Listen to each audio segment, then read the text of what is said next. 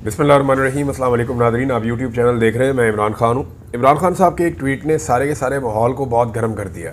ये ट्वीट उन्होंने क्यों किया, इसके ऊपर पाकिस्तान तहरीक इंसाफ की क़यादत भी स्टेटमेंट्स दे रही है और इसके ऊपर जो हुकूमती लोग हैं वो भी ये कह रहे हैं कि इतना सख्त ट्वीट आने के बाद मुज़ाकरात का मुस्तकबिल क्या होगा। इमरान खान साहब की कोई असेसमेंट है वो मैं आपके साथ शेयर करूँगा, लेकिन पहले मैंने पिछले वीलॉग में आपसे कहा था कि हमारे कुछ सहाफ़ी दोस्त हैं, अब वो ये बार बार शिकवा करते हैं, उन्हें एतराज़ है कि सोशल मीडिया पर पाकिस्तानी अवाम उन पर तनकीद क्यों करती है।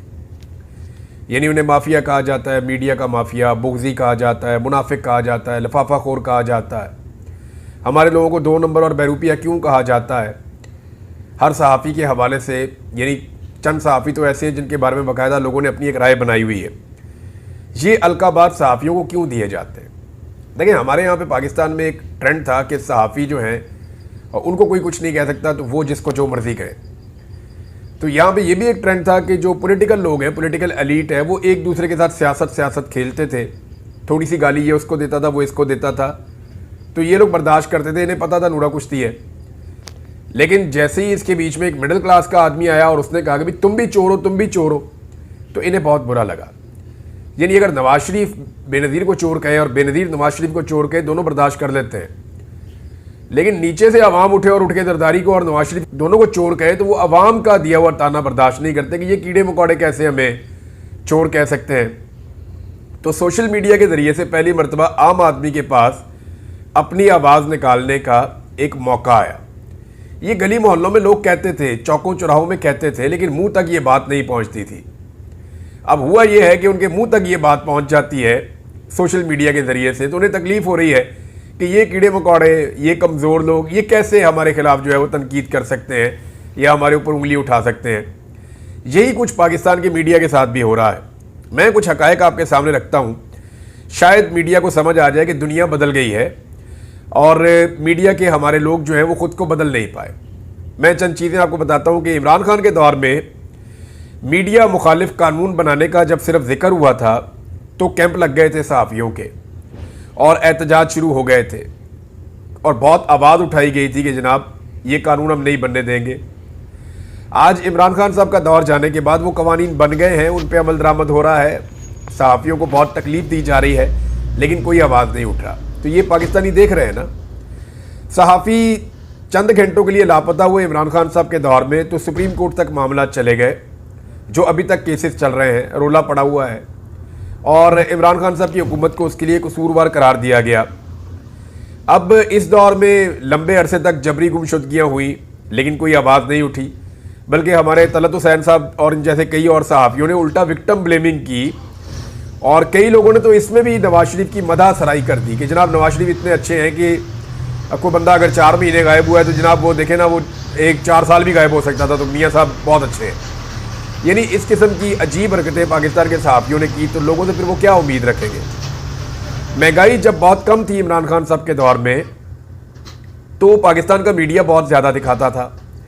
आज जब महंगाई बहुत ज़्यादा है तो पाकिस्तान का मीडिया उस पर बात ही नहीं करता, कवरेज बिल्कुल सिरे से गायब है। धांधली हुए बंदे थे वो पीटीआई के अंदर शामिल हुए थे और कहा जाता था ये एस्टेब्लिशमेंट इसमें रोल प्ले कर रही है। और दूसरा, कराची के अंदर कहा जाता है कि पाकिस्तान तहरीक इंसाफ को कुछ सीटें जितवाई गई, लेकिन सेंट्रल पंजाब में तहरीक इंसाफ की सीटें छीनी गई। इसके बहुत सारे गवाह मौजूद हैं। तो ये कहा जाता था कि धांधली और हर इलेक्शन में 19-20 तो एस्टेब्लिशमेंट करती है। तो उसके ऊपर ज़मीन आसमान के कलाबे मिला दिए जिन सहाफ़ियों ने। वो अभी जो फार्म 47 वाली जाली वारदात हुई है, पूरे पाकिस्तान के अंदर इलेक्शन का नक्शा बदल दिया है, बेड़ा गर्क कर दिया गया अरबों रुपये में कराए जाने वाले इलेक्शन का। इसके ऊपर वो सहाफ़ी चूं तक नहीं करते। तो आम देख रही है कि सारी दुनिया को पता है पाकिस्तान में धांधली हुई है, लेकिन पाकिस्तान की मीडिया को सांप सूंघा हुआ है। अब कैप्टन सफदर का दरवाज़ा टूटता है कराची में, मरियम नवाज उनके साथ मौजूद होती है। कैप्टन सफदर को गिरफ्तार करना मकसद होता है। तो इस मामले को लेकर, और एक मामला और था, फरियाल तालपुर को रात के वक्त जेल में शिफ्ट किया गया था। ज़मीन आसमान के कलाबे मिलाए गए और इसको जुल्म अजीम करार दिया गया। मगर आज आपके सामने कि चादर चार दीवारी का तकद्दुस पामाल होता है, ख़वातीन की रिकॉर्ड गिरफ्तारियां होती हैं, सड़कों पर औरतों को घसीटा और मारा जाता है, बच्चों के ऊपर टॉर्चर किया जाता है, ख़वातीन को अगवा किया जाता है। लेकिन इसके ऊपर किसी किस्म की कोई आवाज़ नहीं उठाता, मीडिया बिल्कुल चुप है, इसको जुल्म करार नहीं देते। नवाज शरीफ अपने प्लेटलेट्स गिराकर मुल्क से निकल गया तो वो इनकलाबी लीडर करार दिया गया पाकिस्तान की मीडिया की जानिब से। इमरान खान जेल में सख्त तरीन हालात का सामना कर रहा है, लेकिन उसे भगौड़ा और बुज़दिल कहते हैं कि लेट गया। तो फिर इसीलिए तो गुस्सा करते हैं पाकिस्तान के लोग कि आपकी मुनाफकत है, आपकी दोहरी पॉलिसी है। अब नून लीग और पीपल्स पार्टी और फजलुर रहमान को एहतजाज के लिए इमरान खान साहब जब फ्री हैंड देते थे कि आ जाओ जितना मर्जी एहतजाज करो, तो उस वक्त की हुकूमत जालिम थी। और आज कंटेनर ही कंटेनर लग जाते हैं, आंसू गैस है, तशद्दुद है, गिरफ्तारियां हैं, गोलियां हैं, लोगों को मार दिया गया, जबरी गुमशुदगियां कर दी गई, लेकिन फिर भी ये हुकूमत मजलूम है। तो ये जो एक दोहरा म्यार है पाकिस्तान की मीडिया का, ये भी वजह बनता है। 6% की तरक्की इमरान खान साहब के दौर में हो तो मईशत बहुत ख़राब है, आज 1% तक भी पहुंचना मुश्किल हो तो मईशत बहुत अच्छी है। नून लीग जजों का नाम लेकर गालियां दे, उनके पुतले जलाए और उनके साथ बाकी पार्टियां भी खड़ी हों तो वो जायज़ है। इमरान खान सिर्फ नाइंसाफ़ी की निशानदेही करे तो तौहीन अदालत भी है और मुजरिम भी है, और ये पाकिस्तान का मीडिया कर रहा है। नवाज शरीफ या जरदारी के खिलाफ 1 या 2 मुकदमे हो जाएं तो जुल्म का पहाड़ टूट जाता था। इमरान खान पर मुकदमात की डबल सेंचुरी होने वाली है और मीडिया ऐसे शो करता है जैसे कुछ हुआ ही नहीं। यानी आज भी मरियम नवाज से सवाल पूछना औरत की तौहीन है, जबकि यास्मीन राशिद को बेगुनाह जेल में रखना, उनकी सीट छीनना, ये बिल्कुल जायज़ है। एजाज चौधरी को एक बार भी सेनेट के इजलास में नहीं आने दिया गया गुज़िश्ता 2.5 साल में, इस पर कोई आवाज़ नहीं उठी। मुल्क की मईशत और अमन अमान को मुकम्मल बर्बाद करने के बावजूद मौजूदा रजीम बड़ा मोहतरम है आपकी नज़र में, तो इस मुनाफकत और 2 नंबरी की वजह से लोग आप पर एतबार नहीं करते और ना आपको पसंद करते हैं, बल्कि आपके खिलाफ आवाज़ उठाते हैं। ये पाकिस्तान की मीडिया को बात समझनी पड़ेगी। उन्हें ये लगता है कि शायद लोग ज्यादती कर रहे हैं, नहीं, लोग जो आप लोग लगातार ज्यादती कर रहे हैं उसके ऊपर रद्द-ए-अमल दे रहे हैं। तो लोगों का रद्द-ए-अमल ऐसे ही होता है। ये पहले चौकों चौराहों में, गली मोहल्लों में होता था, अब वही डिस्कशन सोशल मीडिया पे आ गई है तो आपको बुरी लग रही है। अब नाज़रीन आ जाए इमरान खान साहब की असेसमेंट के ऊपर। देखें, जो पॉलिटिकल असेसमेंट है या सियासी हालात का अंदाज़ा है, मेरे ख्याल में वो गुज़िश्ता चंद सालों में इमरान खान से बेहतर किसी ने नहीं लगाया था। इमरान खान साहब ने पूरे सिस्टम को बेनकाब कर दिया। बड़ा टाइमली उन्होंने बताया कि जनाब ये अमेरिकन साइफर आया हुआ है, मेरी हुकूमत गिरने वाली है और मेरे साथ ये ज्यादती करने वाले हैं। तो सारी दुनिया को पता चल गया कि होने क्या वाला है।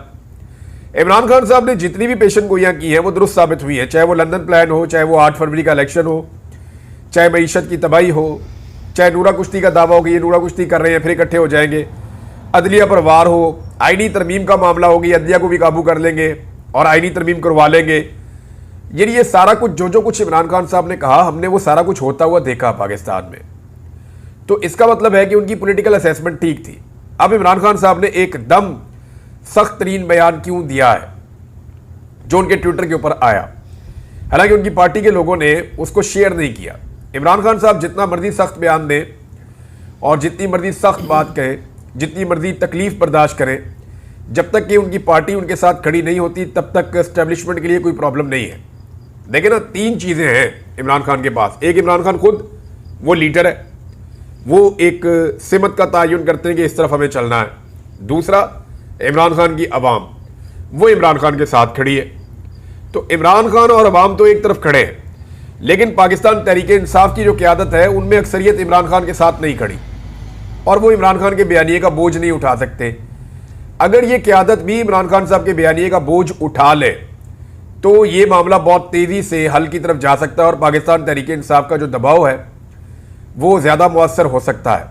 लेकिन इमरान खान साहब के ट्वीट को रीट्वीट करने की ज़रूरत भी इस पॉलिटिकल पार्टी की अक्सरियत के अंदर नहीं है, बल्कि वो उसको रीट्वीट नहीं करते और अगर कोई रीट्वीट करे तो फिर उसके लिए बड़े मसाइल हो जाते हैं। तो अवाम तो करती है, अवाम तो हज़ारों की तादाद में करती है, लेकिन पार्टी के अंदर से जो अक्सरियत है, अगर अक्सरियत कहूँ तो मैं 95% लोग जो हैं वो इमरान खान साहब के बयानिए का बोझ नहीं उठा पा रहे, जो इमरान खान की वजह से इक़्तिदार में बैठे या इमरान खान की वजह से वो असेंबलियों में पहुँचे या सेनेट में पहुँचे, तो उनको सारा कुछ जो भी मिला है वो इमरान खान की मकबूलियत की वजह से मिला है। इमरान खान को हुकूमत की संजीदगी का अंदाज़ा हो गया है और इसमें जो सबसे इम्पॉर्टेंट बात है वो ये है कि उनकी मुलाकात नहीं करवाई जा रही। इमरान खान ने बार बार, एक खबर जेल से आई है और ये ज़राए से आई है कि इमरान खान साहब ने पूछा है कि मेरी जो मुज़ाकराती कमेटी है उन्होंने मेरे साथ मुलाकात के लिए आना है, तो इस हवाले से कोई डेवलपमेंट है मुझे बताया जाए।